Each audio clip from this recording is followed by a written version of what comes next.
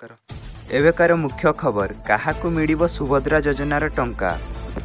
ସୁଭଦ୍ରା ଯୋଜନା ପାଇଁ କେମିତି କରିବେ ଆବେଦନ ଏବଂ କେଉଁମାନେ ଏଥିରୁ ବାଦ୍ ପଡ଼ିବେ ଶୁଣନ୍ତୁ।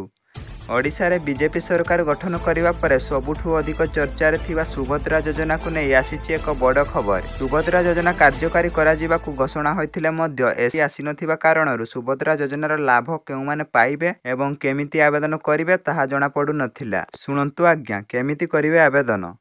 ସୁଭଦ୍ରା ଯୋଜନାରେ ଅନ୍ତର୍ଭୁକ୍ତ ହେବା ପାଇଁ ମହିଳାମାନେ ଅଙ୍ଗନବାଡ଼ି କେନ୍ଦ୍ର, ବ୍ଲକ କାର୍ଯ୍ୟାଳୟ, ସେବା କେନ୍ଦ୍ର, ଜନସେବା କେନ୍ଦ୍ର ଏବଂ ମାଗଣାରେ ଉପଲବ୍ଧ ଫର୍ମ ପୂରଣ କରି ଆବେଦନ କରିପାରିବେ। ସୁଭଦ୍ରା ପାଇଁ ଏକ କଲ୍ ସେଣ୍ଟର ମଧ୍ୟ କାର୍ଯ୍ୟକ୍ଷମ ହେବ। ଏହାର କାର୍ଯ୍ୟକାରିତା ଏବଂ ତଦାରଖ କରିବାକୁ ମହିଳା ଏବଂ ଶିଶୁ ବିକାଶ ବିଭାଗ ଏକ ସୁଭଦ୍ରା ସମିତି ଗଠନ କରାଯିବ।